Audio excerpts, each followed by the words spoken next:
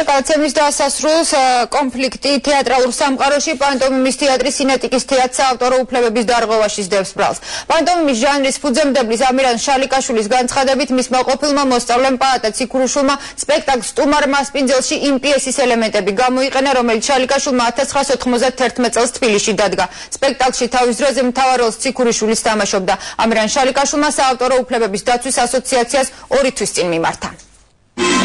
სინეტიკის თეატრი ერთი კვირაა გასტროლით თბილისში იმყოფება. პაატა ციქურიშვილის დასი პირველად წარდგა ქართველი მაყურებლის წინაშე. სტუმარ მასპინძელმა, რომელიც ამერიკაში ბოლო 10 წლეულის საუკეთესო ხუთეულში შევიდა, რუსთაველის თეატრშიც ანშლაგით ჩაიარა. თუმცა უკმაყოფილო დარჩა პანტომიმის ჟანრის ფუძემდებელი და პაატა ციქურიშვილის პედაგოგი ამირან შალიკაშვილი. ჩამომიტანეს ვაშინგტონიდან ჩემი სპექტაკლი და ჩვენს რუსთაველის თეატრში. მოითხოვ აღიარებას, რომ სპექტაკლი ჩემია.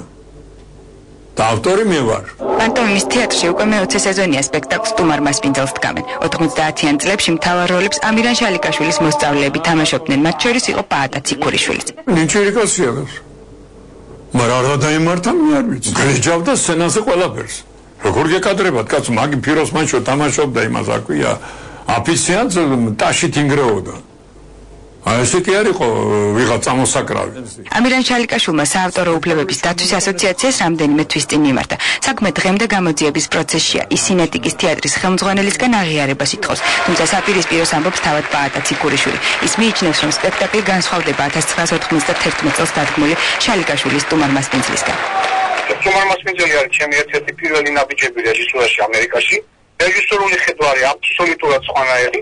ეს არის სინთეზური სპექტაკლი. კი, მე ვიხენე პანტომიმის ელემენტებს, შეიძლება არ ვიცი ნახავთ თუ არა, მაგრამ თუ ვინმე რამე დაინახა, რომ რამე ზეგავლენა იყო დაუშვათ პატონი ამირანის ხელწერა ჩემ ხელწერაზე მაგ სპექტაკლში, ხო მე მგონი ამაში ცუდი არაფერი არ არის, მე ეხლა ჩემი პედაგოგი იყო და მარსელ მასოს ხელწერა ხوار მექნებოდა. საავტორო უფლება ზოგადად ვრცელდება იმ შემოქმედებაზე, ამ შემთხვევაში ამირან შალიკაშვილის შემოქმედებაზე, რომელიც მას ეკუთვნის პერსონალურად, მისი შექმნილია და მისი ინტელექტუალური შრომის ნაყოფს წარმოადგენს. იმ შემთხვევაშიც კი თუ მხოლოდ ელემენტები აქვს გამოყენებული, ამ ელემენტების გამოყენებასაც რა თქმა უნდა ჭირდება ნებართვა. რამდენხანს გაგრძელდება დავა, ჯერ კიდევ უცნობია. პანტომიმის თეატრში შალიკაშვილის სტუმარ მასპინძელი ხვალ დაიდგმება. სინეტიკის თეატრის გასტროლი კი 8 და 9 ნოემბერს პაატა ციქურიშვილის მეფელი რით დასრულდება.